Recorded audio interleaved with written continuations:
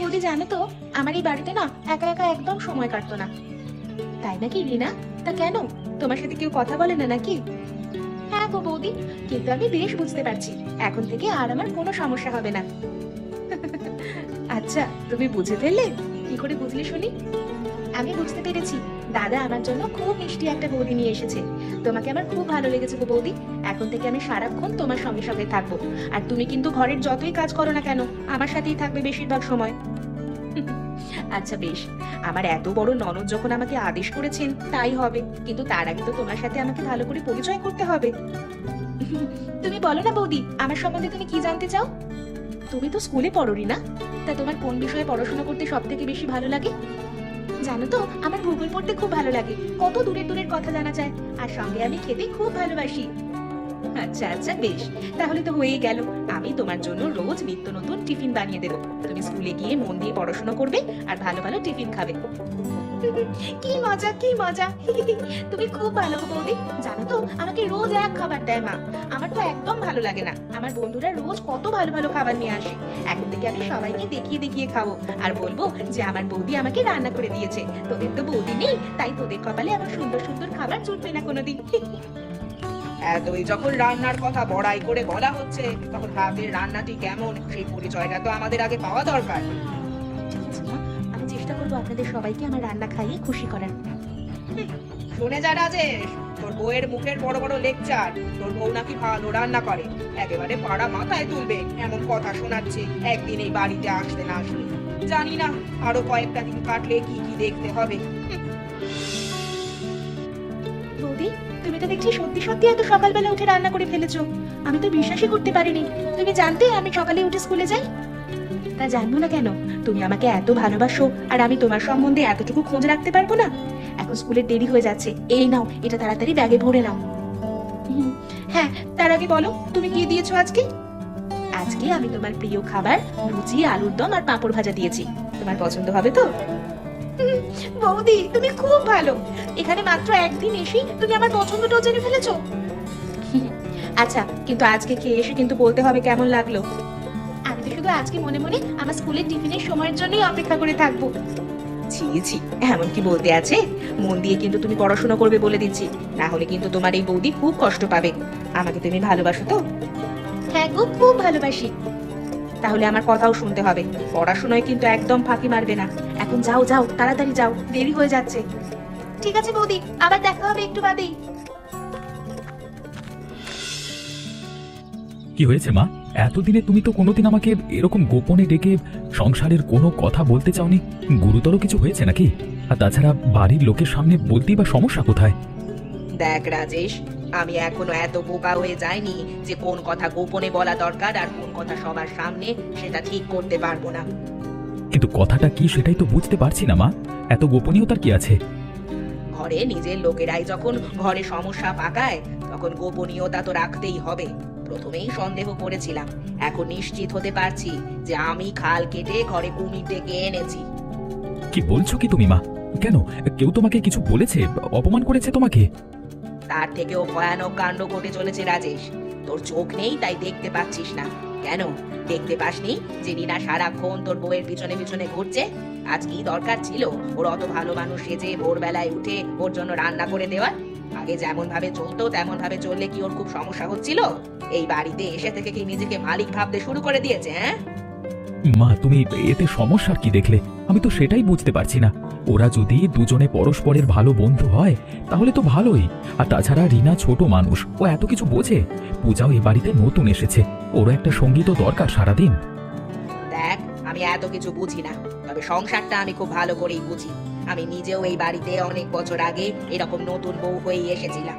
ওই, আমার তো কারোর সাথে এরকম আলগা বিহিত করার দরকার হয়নি। ভালো বন্ধু বলে বলে তো আমার মেয়েটাকে আমার থেকেই দূরে নিয়ে চলে যাচ্ছে। মা, তুমি তাড়াতাড়ি বড্ড বেশি ভেবে ফেলছো। পূজা ওরকম মেয়ে নয়, ও তোমার থেকে দূরে নিয়ে যাবে তুমি ভাবতে পারলে? ওকে একটু সময় দাও, দেখবে সব ঠিক হয়ে যাবে। সব ঠিক হতে হতে মেয়েটা তো আর আমার থাকবে না। সব ঠিক থাকবে মা।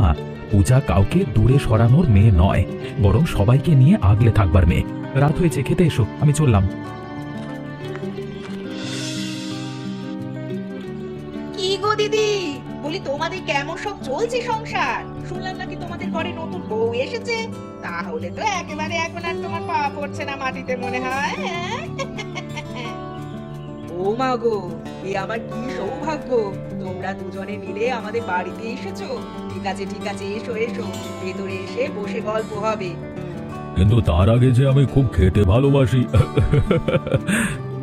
হ্যাঁ দিদি, তুমি তো জানো যে তোমার জামাইবাবু কেমন পেটু। তা নতুন বউ ভালো ভালো রান্না বান্না করতে পারে তো, নাকি এখনকার মেয়েদের মতো হাত পা গুটিয়ে বসে থাকে? এখনকার মেয়েদের যা স্বভাব, চোখেও দেখতে ইচ্ছে করে না। জানো তো? হ্যাঁ, তা ভালোই করে, তোমাদের খেলে ভালোই লাগবে। দেখেছো দেখেছো, সরলা দিদি কোনোদিন কারোর প্রশংসা করে না, কিন্তু নতুন বউ এসে কিরকম বস করেছে দেখেছো একবার? কেন, এতে বশ করার কি আছে শুনি? যেটা সত্যি সেটাই তো বললাম। না না না না, ব্যাপারটার মধ্যে কিছু গন্ডগোল আছে। আমার বউ তো ঠিক কথাই বলছে। তুমি তো একেবারে তোমার বৌমার নাম শুনে গলে পড়লে গো। হ্যাঁ নিশ্চয়ই এখন অনেক আদর যত্ন দিয়ে মাথায় করে রেখেছে তার শাশুড়িকে। দেখতে পাচ্ছ না কেমন সুখে শান্তিতে আছে? আমি যা সুখে শান্তিতে আছি তা দুদিন থাকলে তোমরা নিজেরাই বুঝতে পারবে। আমাকে আর আলাদা করে বলে দিতে হবে না। এমন সুখ যে ভালোবাসা দিয়ে ওই বউ আমার রিনাকে আলাদা করে নিচ্ছে আমার থেকে। এমন সুখে রেখেছে যে ছেলে আর বউ ছাড়া অন্যদিকে মাথাই দিতে পারছে না। এমন সুখে যেন উপরওয়ালা কাউকে না রাখে। ঠিক জানতাম। চিন্তা নেই চিন্তা নেই, এখন আমি এসে গেছি, সবাইকে একেবারে সোজা করে রাখবো। এখন চলো তো আগে ভিতরে চলো, তারপর দেখছি তোমার সংসারের জল কতদূর পড়াচ্ছে। আবার শুরু করলো। আমি আর কি বলবো, আমার কথা কোনোদিন কানে নিয়েছে? দাদু, ও দাদু, তুমি এরকম কাশছো কেন? তোমার কি শরীর খারাপ নাকি?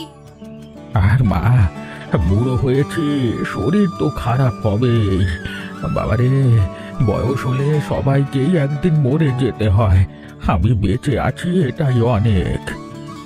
কাকা, তুমি যে কি বলো সবসময় তা ঠিক নেই। তা রিনা, তুমি রোজ তোমার টিফিন আমাদের দোকানে এসে বসে খাও, তোমার বাড়ির কেউ কিছু বলে না? কে কি বলবে? এই জায়গাটা আমার বেশ ফাঁকা ফাঁকা ভালো লাগে, তাই আমি এখানে খাই। আসলে মা, তোমাকে আর কি বলবো, এ বয়সে আমার শরীর আর চলছে না। আজকাল বড় অসুস্থ হয়ে পড়ছি, তাই হোটেল চালাতে পারছি না। হ্যাঁ, তাই হয়তো বেশি দিন তুমি এই হোটেলে বসে আর খেতে পারবে না। হ্যাঁ, কাকাকে হয়তো হোটেলটা বেচে দিতে হবে। ইচ্ছে নেই, তারপরেও করার তো কিছু নেই। না দাদু, তোমরা হোটেলটা বিক্রি করো না। হোটেল বিক্রি হয়ে গেলে আমার খুব কষ্ট হবে। আমি কত ছোটবেলা থেকে এখানে বসেই খাবার খাই। কিন্তু এটা রাখলে তো প্রতিদিন কত খরচ হয়, আর লাভ তো কিছুই হয় না। আমরা দুজনে মিলে ঠিক করে চালাতে পারছি না এখন। লোকজন তাই আসে না। খরচ জোগাড় করতে গিয়েই আমাদের অবস্থা খারাপ হয়ে যাচ্ছে। আর তাছাড়া বেচে না দিলে আমরা খাবো কি?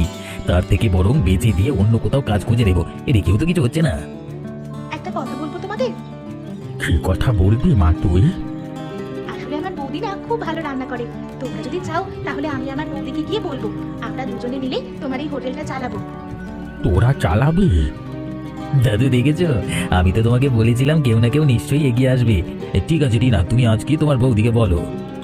কথাটা গোপনে বৌদিকে বলতে হবে, অন্য কেউ জানলে সর্বনাশ হয়ে যাবে। তখন আমাদের হোটেল তো চালাতেই দেবে না, উল্টে বৌদিকে কথা শোনাবে।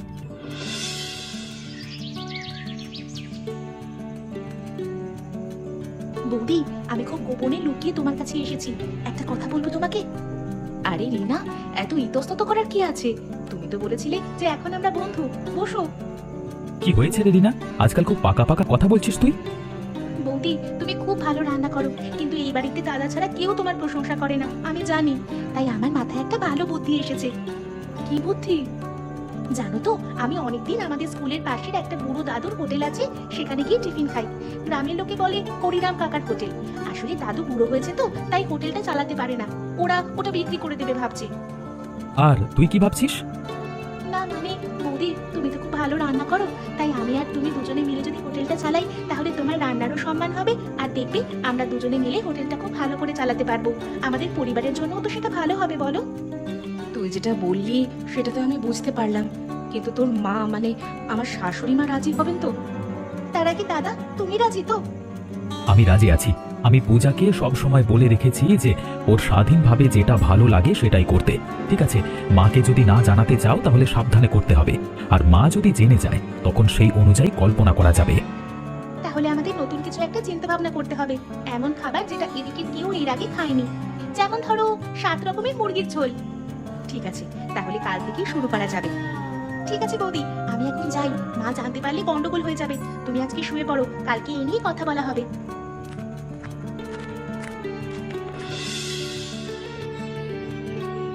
মন্টু, এই হোটেলটা তোর আবার নতুন করে শুরু করবি এটা তো ভাবতেই পারিনি রে। খুব ভালো লাগছে দেখে, আর এত সুন্দর রান্নার গন্ধ, এই গন্ধ তো আগে বেরোতেও না। আরে এর পেছনে আমার কোনো কৃতিত্ব নাই গো, সব আমাদের এই নতুন বৌদি শুরু করেছে। রান্না তো বৌদি নিজেই করছে। হ্যাঁ, আপনারা আসুন, আজকে খেয়ে দেখুন, ভালো লাগলে অবশ্যই প্রতিদিন আসবেন। আর আমরা ননদ বৌদি মিলে আপনাদের জন্য 7 রকমের মুরগির ঝোল বানিয়েছি। বাবা বাবা, হ্যাঁ আমি তো গ্রামে মুরগি বিক্রি করি, আমি তোমাদের মুরগি দেবো, কোনো চিন্তা করো না। হ্যাঁ হ্যাঁ এই তার আগে তোমরা তাড়াতাড়ি এসো, সবাই খেয়ে নাও, ঠান্ডা হয়ে গেলে আর খেতে ভালো লাগবে না। অপূর্ব স্বাদ। হ্যাঁ গো, আমরা মাত্র এই কজনই এসেছি, বাকি গ্রামের লোকেরা জানলে তারাও আনন্দ করে খাবে। আগে এই হোটেলে যা ভিড় হতো তার দ্বিগুণ ভিড় হবে এবার থেকে, বুঝতে পারছি। হ্যাঁ তবে ওই কথা হয়ে গেল, কিন্তু আমার থেকে মাংস নিতে হবে। হ্যাঁ আচ্ছা কালুদা, তাই হবে। আমি তো কোনোদিন ভাবতেই পারিনি আবার আমরা হোটেলটা নতুন করে শুরু করতে পারবো। তুই তো শুধু ভাবছিলিস হোটেলটা বিক্রি করে দেওয়ার কথা, দেখলি তো নতুন বউ কেমন করে হোটেলটা শুরু করলো আবার। এই জন্যই বলে হাল ছেড়ে দিতে নাই কখনো। ঠিক আছে, তোমরা কিন্তু সবাইকে বলো তাহলে। হ্যাঁ, এই তো আমরা খাওয়া দাওয়া করে সবাইকে বলবো, কাল থেকে দেখবে তোমাদের দোকানে লোক ভরে যাবে। হ্যাঁ উফ, হরিরাম কাকা জানতে পারলে বড় খুশি হবে। কাকার বড় প্রিয় ছিল দোকানটা, কিন্তু বয়স হয়ে যাওয়ার পর আর চালাতে পারছে না নিজে। আর সেজন্যই তো হোটেলটা শুধু আমাদের নিজেদের জন্য করিনি, বৃদ্ধ হরিরাম কাকা যাতে বয়সকালে কোনো সমস্যার মধ্যে না পড়ে সেজন্য আমাদের পাশে থাকতে হবে। সত্যি গো দিদি, আমি এই বাড়িতে এসেই বুঝেছিলাম যে ওই বউয়ের লক্ষণ ভালো নয় একদম। গ্রামে তো একেবারে চিৎকার করে গেছে। হ্যাঁ জানি, এখন গ্রামের লোকজন মাথায় তুলে নাচছে, কিন্তু যা কাণ্ড করেছে এরপর তো গৃহস্থ বাড়িতে ওকে রাখা উচিত হবে না। আমি বাধা দিলে ওরা কি আর শুনবে? আর তাছাড়া আমিও ভাবনা চিন্তা করে দেখলাম, আমার ছেলে যখন কোনো আপত্তি নেই তখন আমি আর কি বলবো। আর তাছাড়া গ্রামের লোক যখন এত প্রশংসা করছে আমাদের নামে, তখন সমস্যা কোথায়? ভালো কাজই তো করছে। ভালো কাজ করছে? তুমি এটা বলতে পারলে? নাকি ওই বউ তোমার উপর কোনো জাদু করেছে? তোমার তো দেখছি অধঃপতন হচ্ছে গো। কি বলছো কি তুমি কমলা? বলবো না কেন? তোমার চোখ নেই নাকি? দেখতে পাচ্ছ না তোমার মেয়েটা ওই বউয়ের পাল্লায় পড়ে ভুল রাস্তায় যাচ্ছে? আমি এখনো বলে দিচ্ছি যে যদি ওই মেয়ের ভালো চাও তাহলে এখনই আটকাও। হ্যাঁ, এটা তো আমার নজরেও পড়েছে, কিন্তু আমি কি করব? তোমার দ্বারা কিচ্ছু হবে না, ও আমি বুঝতে পারছি। যা করার আমাকেই করতে হবে। কাল একবার ওর ওই নাটকের শাক ঝোল বানানো শুরু করুক। ওর হাতে যদি গরম খুন্তির ছ্যাঁকা দিতে না পেরেছি তবে আমার নামও কমলা নয়। হ্যাঁ, না না কমলা, এটা একদম ঠিক নয়। দেখো, সে যাই হোক না কেন, ও আমার ঘরের বউ, আমরা তার কোনো ক্ষতি করতে পারি না। আমি আগেই জানতাম তোমার বাস্তব সম্বন্ধে কোনো জ্ঞান বিচার নেই, তাই তুমি আমাকে কোনো রকম বাধা দিতে আসবে না। এদের সাহস বেশি বেড়ে গেলে শাসনটা ঠিক রকম করতে হয়, আর আমি কালকে সেটাই করব। হ্যাঁ,